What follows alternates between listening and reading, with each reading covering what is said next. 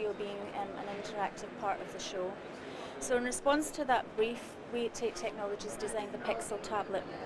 And the Pixel tablet is a plastic housing, 135mm square, which incorporates a PCB with 9 RGB LEDs in a 3x3 array, which gives a pixel pitch of 50mm across the entire stadium.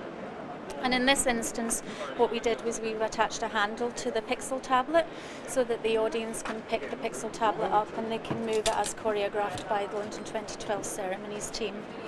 And when the tablet's not actually in use by the audience, they simply put it into a holder in the seat in front of them. There are 70,500 seats in the stadium in Stratford, which gives a total pixel count of 634,000 pixels. And currently, the Guinness Book of World Records are investigating to see if this actually constitutes as being the world's largest video screen to date. There were very strict criteria that we had to meet when we were designing the Pixel tablet for the Olympic Stadium. London 2012 ceremonies themselves had very stringent criteria on sustainability. There was a very comprehensive and extensive list of products and substances that couldn't be used in the manufacture of the tab.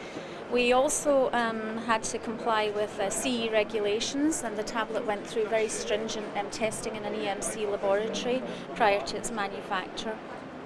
We also designed the holder itself to come in two distinctive parts. The upper section of the holder holds the tablet itself. The bottom section in this instance is designed to fit the seating profile for the Olympic Stadium. However, we can redesign that bottom section to fit any profile of any seating block in any arena or any theatre anywhere in the world. We can also redesign that bottom section so that it becomes a spike, so that you could effectively put the tablet holder into the ground, or if you wanted, you could put it up the side of a mountain, up the side of a ski slope. Anywhere now where there is a landscape that can be covered in video, we have in our rental stock the wherewithal to fulfil that need.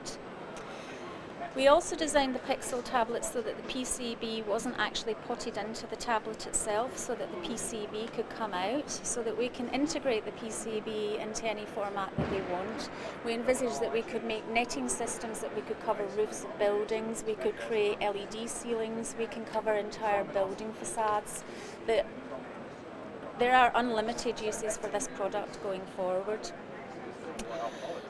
We also had to make sure that we fulfilled the criteria for the licensing authorities. They were very concerned about what would actually happen in the case that we had to do a mass evacuation of the stadium and the tablets were in use at the time.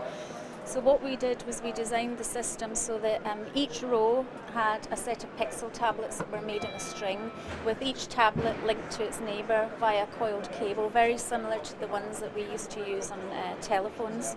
This meant that if the audience were actually using the Pixel tablet and the stadium had to be evacuated, the tablet itself just automatically retracted into the back of the seat in front of them, and they were no way impeded or disturbed while they were trying to evacuate the stadium. The general concept for a video screen up until recently has been that it will be in a flat two-dimensional format. However, on July 27, 2012, on a live television broadcast that was viewed by billions of people across the globe, Tait Technologies changed that concept forever. By introducing the Pixel tablet and the whole concept of landscape video, we successfully proved that video can now be used in any three-dimensional environment or landscape. This Pixel tablet has completely changed the world of video as we know it, and there's absolutely no going back.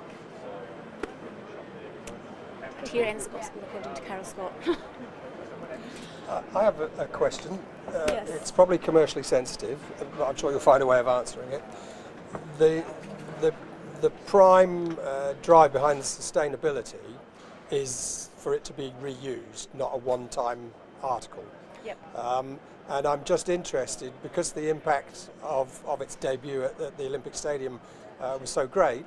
Have you already been approached by other potential users who are interested in taking this product into new environments? Absolutely, we have. You have? Yeah, completely and utterly.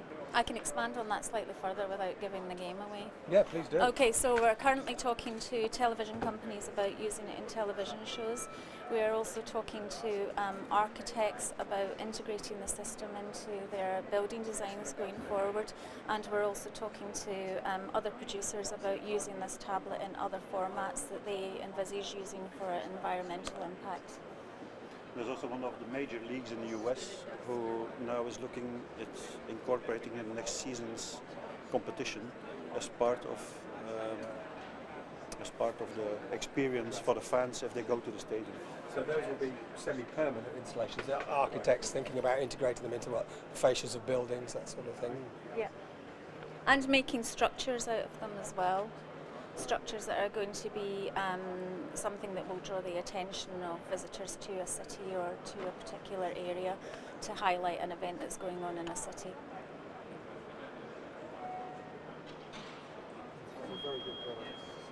But I think that the product has really brought the experience now.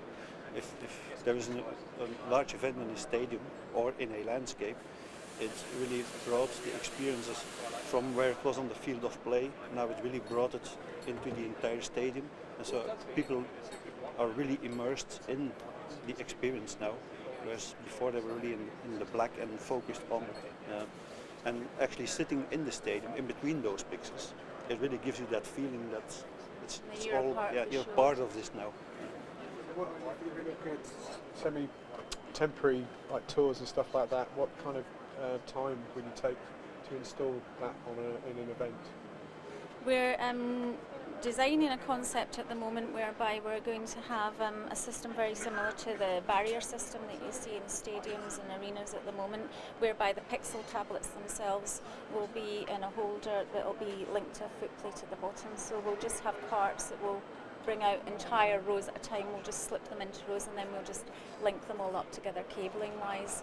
The whole system at the Olympics was actually initially designed, the initial brief was it was to come in and out in between the ceremonies. It wasn't to remain in situ for the games. So this system was designed to come in and out in 17 hours. We would obviously leave the cabling infrastructure in, but the holders and the tablets for all 70,500 seats could come in and out in 17 hours.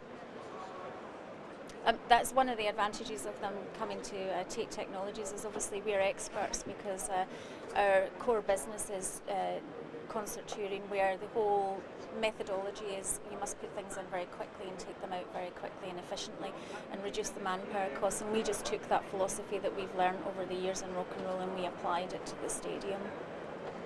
So we actually had all of the boxes in the stadium were actually labelled up to match the seat row, so they were all just stocked in pallets behind the blocks of seats. So when we were going to go and deliver them back out to reinstall them, we would just drop them at certain locations around the stadium, and then the crew would just literally go out and pick box SB17, take it to row SB17, whip it out, and so on and so on. Have you had interest for tours as well? Yes, we have. Yes, we have. For one next year is very interested in taking it out. Yeah. Did any member of the public try to steal one of those during the four ceremonies, or in fact during the games? No. None stolen. No. I'll tell you a very interesting fact that the actual tablet holders, the only time that we saw any serious damage to the tablet holders was when Usain Bolt won his race, and people obviously got a little bit excited and they rattled some of the holders and snapped a few, but that was the only damage that we ever saw.